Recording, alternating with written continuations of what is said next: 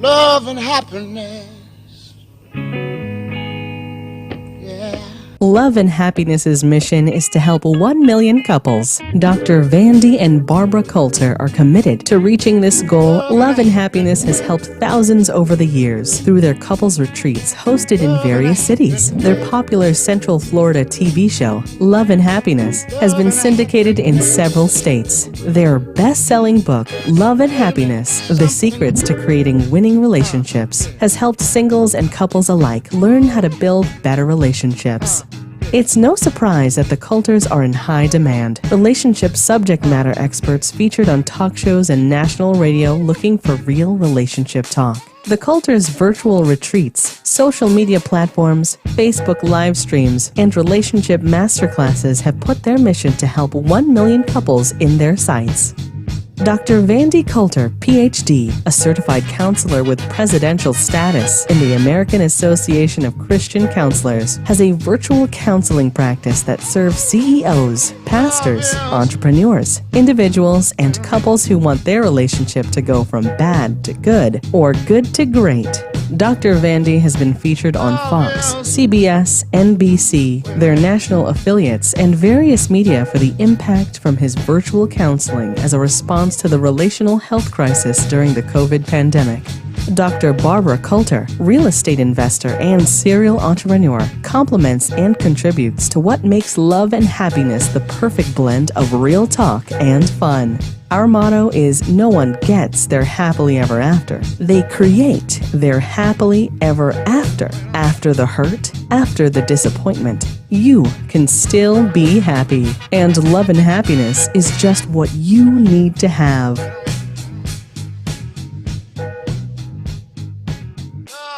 is. Wait a minute.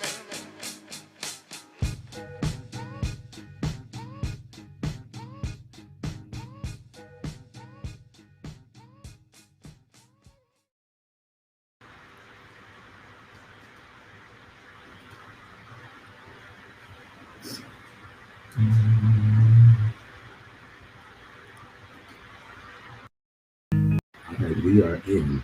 We're there.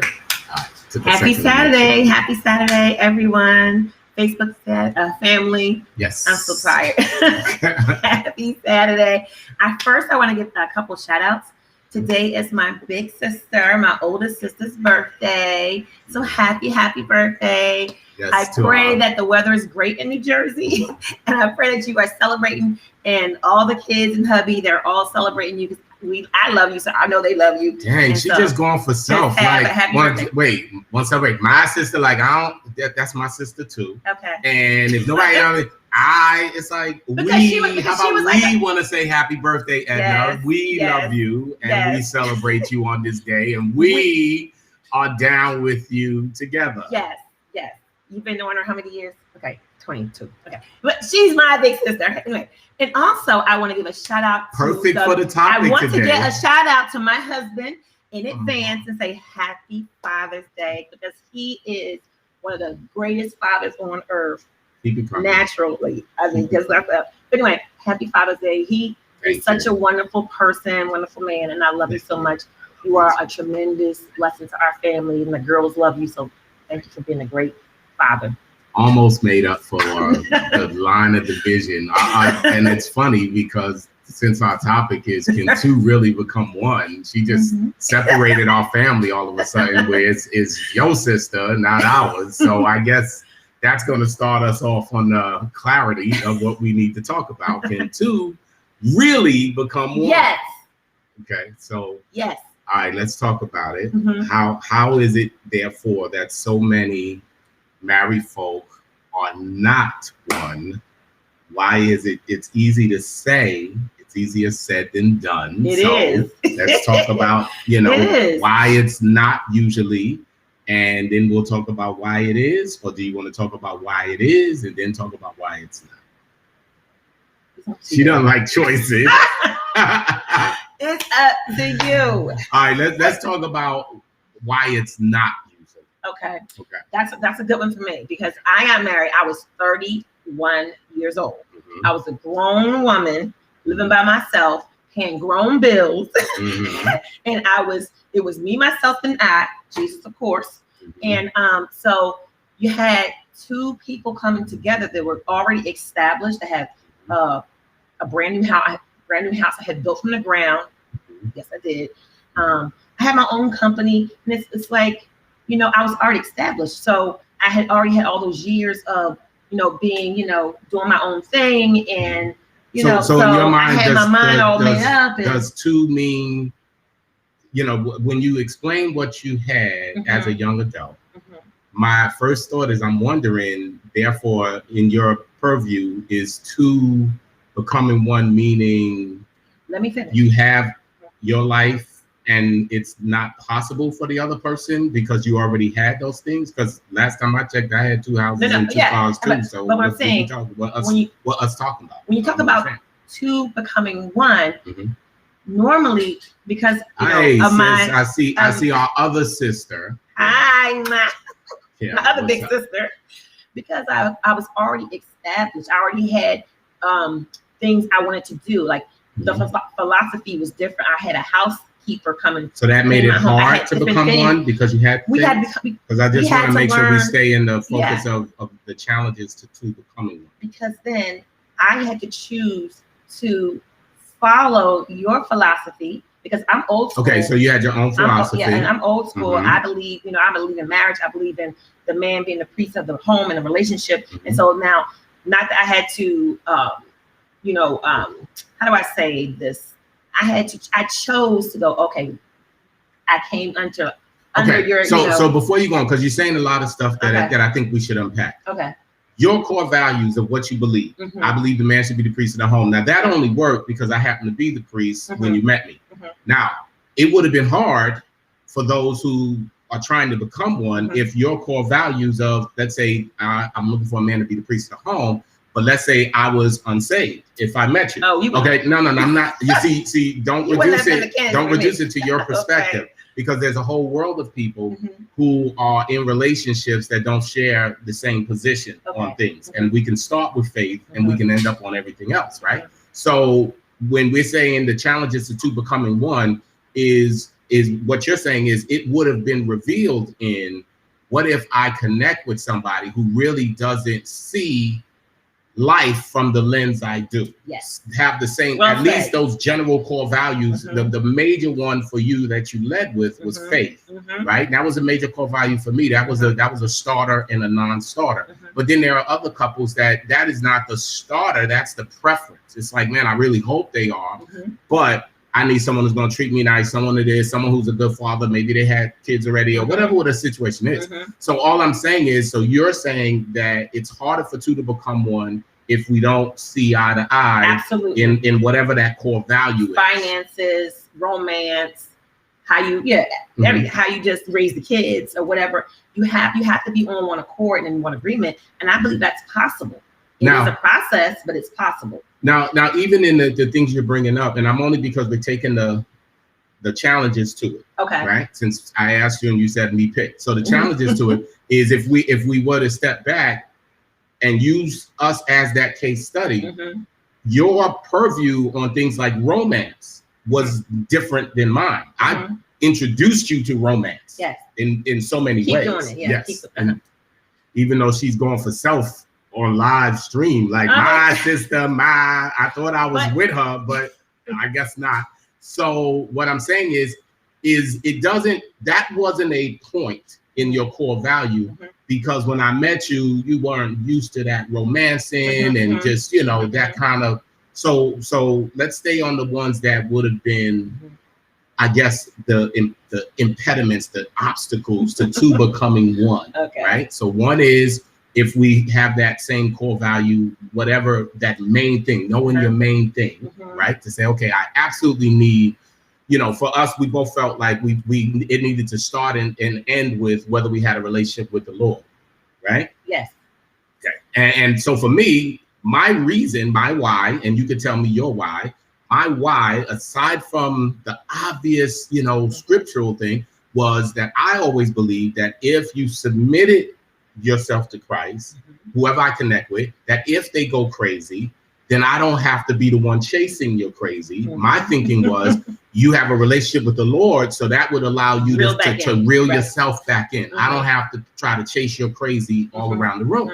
So what was your reason? What was your main? Can you explain what that means to the viewers? What if you had a what does that mean? It means if you started slipping into darkness, creeping at night, somebody whispers in your ear. My thinking was, I need somebody who can get convicted absent me discovering, kicking in the door. What? And then I'm on the news like this because none of them made it. And I thought I could get away with it. I needed to look like, I just wanted somebody who was accountable to something greater than us, because I know on any given day, us can fail the other one in some kind of way.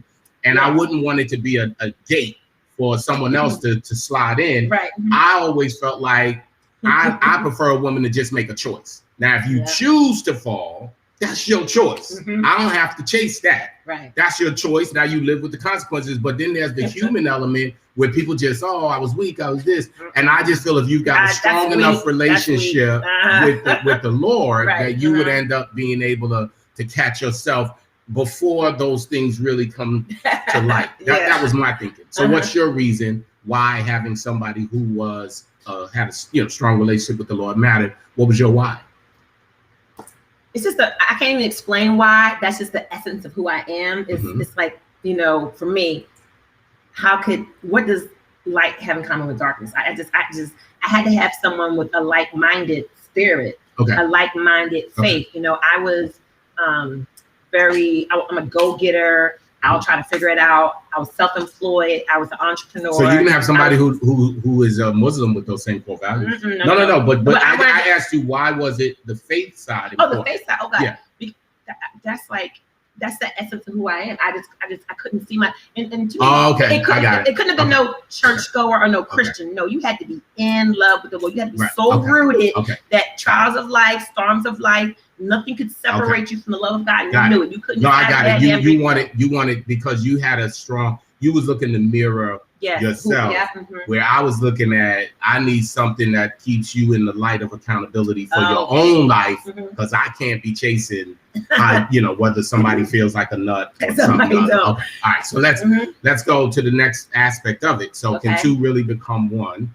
So from your standpoint, you started outlining, hey, I was grown and I was looking for somebody to bring certain things to the table. Do you think that if someone doesn't bring the dream to the table, that the other person keeps a little bit more to themselves, which keeps that division where they're like, oh, you ain't this was mine. I had this when I met you. Do you think that can get in the way? Well, let me just say this too. It's not just the tangible, the vision of the dream and the tangible things that the person can bring to the table. It's also the emotional equity that they bring to the table. It's also, you both have to be on the same court and become one, because the whole, So you're not being a gold digger. She just ain't messing with no bro. But you're saying if they bring some emotional equity, some psychological, some maturity, some strength, some characteristics, that you're saying that could be right, because it can't be about money at the end of the day, because it didn't matter. It can't, because if you're with a person and say you're a female and you like a CEO or you're a nurse or you're doing something, you're at the top of your career, and you fall in love with someone who is a landscaper. So what? You fall in love with someone who who has a job at that's not economically matching you. So what? But remember the focus is what those obstacles are. So here's what I'm trying to say is, while you can, we all can say, it's not about money. It does take a different shape if you bring all the money to the table and I'm doing all the spending of it. Oh God, yes. So that can become an obstacle to our ability to become one, because if you're an amasser or a hoarder, which is a saving, or somebody who knows how to kind of gather and make money, and I happen to be a spender and I'm spending money all the time, that could be a problem. So he's putting us out there because the girl likes to spend, he likes to hoard. I'm an amasser. I'm not a hoarder. hoarders don't share. No, but hoarders sit on. The masses gather, and I share.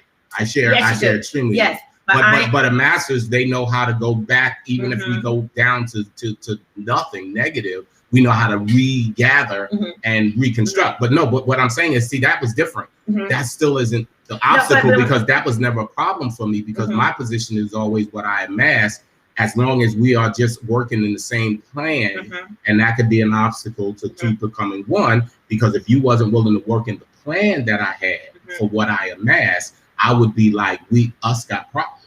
But yes, I get it. And the challenge is with the two becoming one. When you have two grown folks, now we have to buy into each other's philosophy on and everything that matters. I mean, I had to like, really buy into, okay, I'm not used to calling somebody saying, not that I'm gonna be out all night, but I'm not used to calling someone saying I'm gonna be 20 minutes late, or if I after work I'm gonna go somewhere. I don't know. I had to really remind myself, okay, it's accountability. Yeah, but we're still in the space of, and those of us watching, I'd love for you guys to let us know what you think sometimes is a challenge, whether in your relationship or what you've seen in others, where you might say, I've seen others have a challenge becoming one because of the differences of whatever, but in the context of what I'm saying is I believe money can get in the way of two becoming one, because if we don't likely, you're not going to find two people who have the same money personality.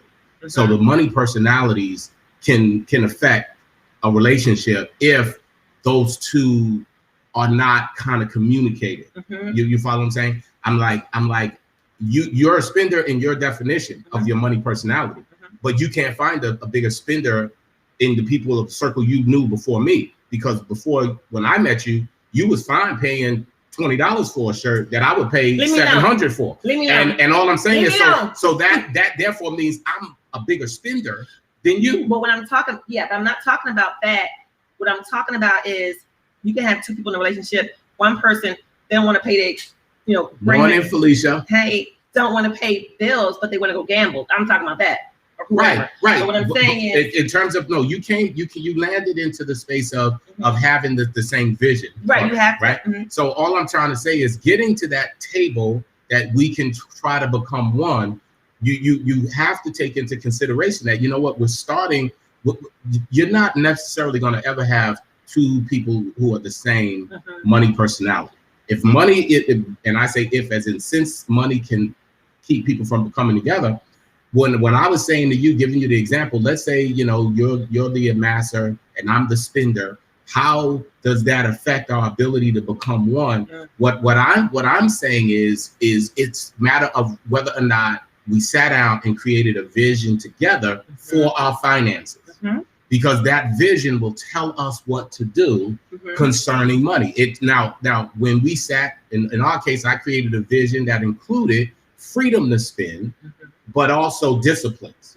So that vision you then had to buy into, because a lot of time, and I'll just use it from a male female, the male may have a vision and the woman to be like a hostage, like, I'm just going along, but I really don't like this plan. And I remember there was times early on, you didn't like our plan until you saw the evidence that it would work. Right. And hi, sisters. Anyway, but my sisters know, our mom, yes, our mom. Oh, blame your mom. First, she started to show off, talking about her instead of me, that Edna is our sister, she's her sister. Now she gonna just be like, now let's talk about mom. She just our mom, she had, she was a strong, independent woman, although she was married. So she had her own way of doing things. She had her own way of teaching her daughter. So it's a different thing. But not just for us, but everybody comes into a relationship. So with what does that things. do with the context of, hey, I've got this vision? Because it may be difficult in the beginning to fit these pieces, but after we fit them, it's going to work out. And then the person saying, I'm going to stick with the plan instead of sliding off and creeping. Most people don't come. Last time I checked, your mother wasn't in the room when we talked, so I don't know why you bringing mom. What I'm saying, most people don't come. Most adults don't come into the relationship going, hey, let's have a vision statement for our Felicia family. said my mom too. Okay, Felicia. All right, Felicia, we like moms. Most I stand corrected. It's couples mom's fault. Most couples don't come into the relationship and say, let's have a vision statement for our family. Let's have a mission statement for our family, for how we raise our kids, where we go to vacation, how we do our finances. So we had the two becoming one.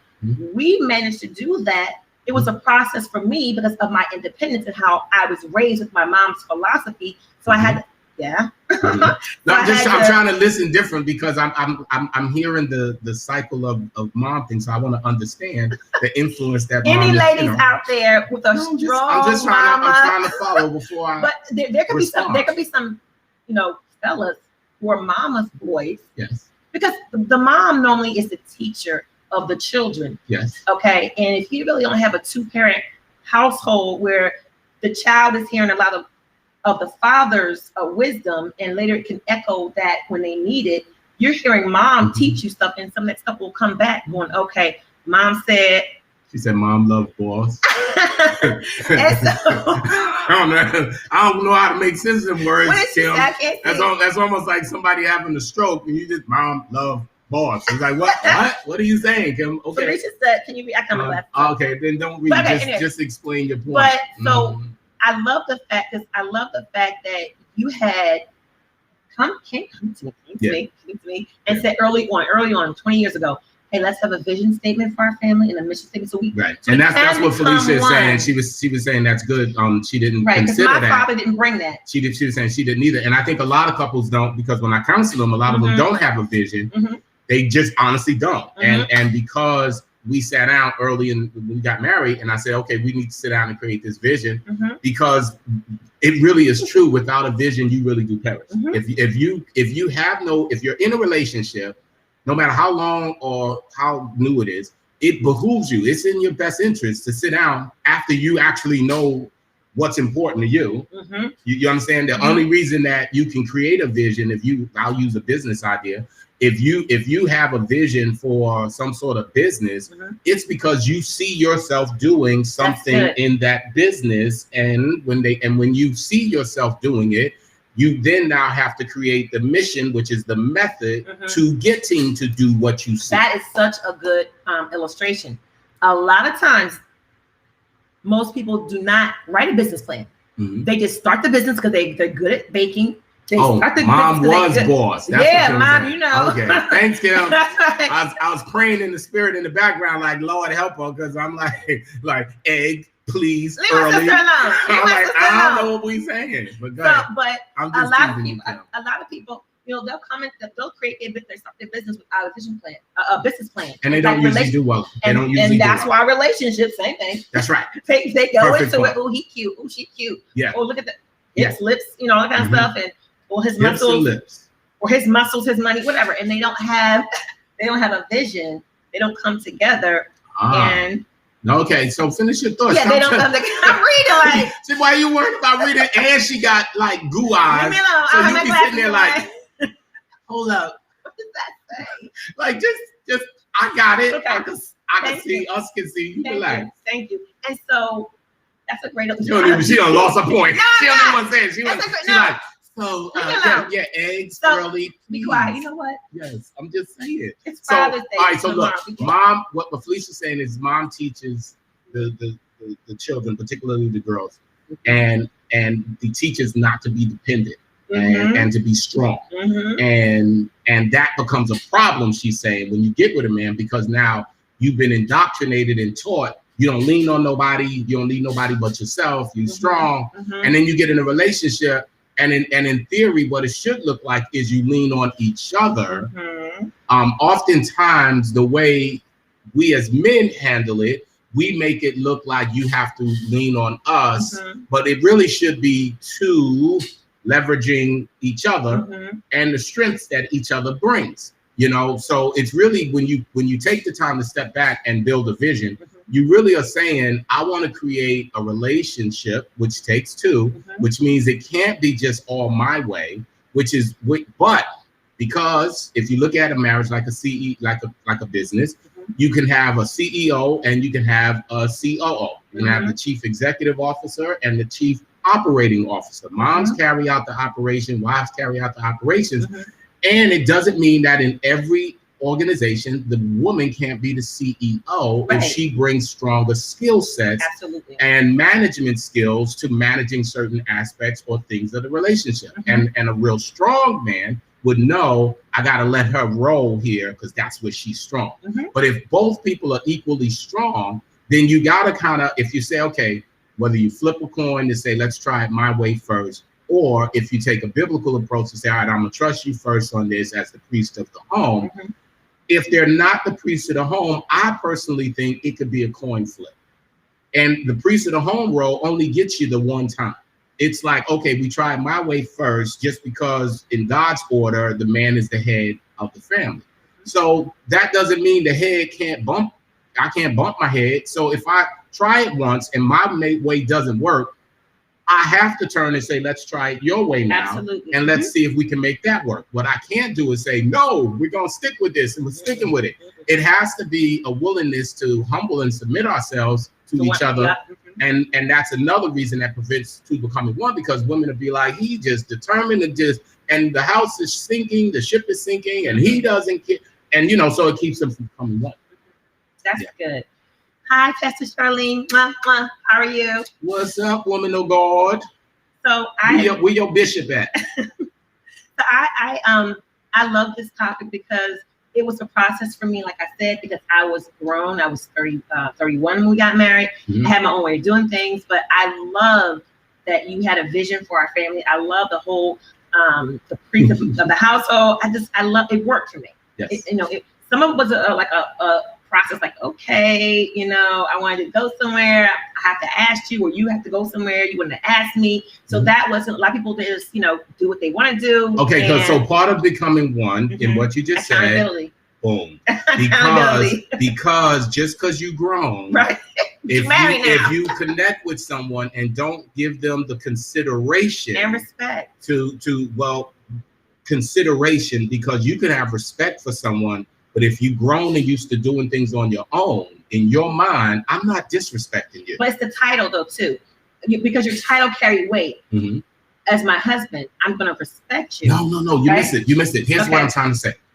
The title is subjective. Okay. Meaning your definition of husband may be different than three other women's definition of husband. That's good. Okay. So what I'm saying is consideration is what I leverage instead of respect, because you can respect the person and not consider them. That is good. They don't take the time to consult them, not because of disrespect as, well, I'm doing what I want later for what they think. They feel I'm grown, so I'm going to do it the way I want to do it. Yes. And all I'm trying to say is respect and consideration are two different kind of pots, but in the pot of two becoming one, consideration has more like oil to pull people together than you would think, because the problem is if you're used to doing it on your own, you don't consider when it's time to make this decision, I need to consult, or I need to make sure that they're okay with it when you're used to doing this part on your own. And then the other person feels like you disrespected me. So I've counseled couples where they would say, I feel disrespected, this. And by the time we walk through it, it lands in, yeah, they didn't consider me. And as a result of not being considered, I therefore took it and interpreted it as disrespect. And all I'm trying to say is that if your core value is, I just want to do what I want to do. You shouldn't be married. Well, no. What means is your marriage is going to be really absent some of the benefits of becoming one. And they will hit a lot of unnecessary potholes because they can't, right. I'm not going to say you need to just die lonely. I'm just saying what happens is your marriage won't be as fruitful as it could. It would be more like the tree that has one or two fruits on it and a lot of sticks is all I'm saying, because the more you consider each other, the faster you end up leveraging the ability to come together. That's true. Because the person who you don't consider doesn't always feel connected to you. The person who you do consider, sometimes.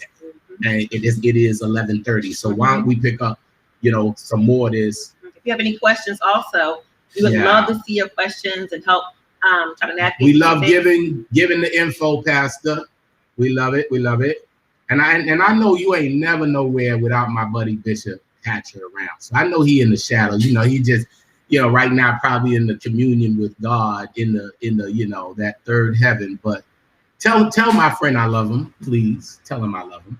All right, so we're gonna just pivot now. It's 11:30. And we're gonna wish all the fathers out there happy Father's Day. Yes. Happy Father's Day. Yes, hit it. Follow our church page. We believe Orlando, social media wise. Tomorrow the word is make room for daddy, and you're gonna love that. It's a good word that's gonna show you how our Father is looking to bless you if you just make room in your life for him. So it's gonna be pretty cool. Until next week. Yeah, Ree's out. Mm-hmm. All right.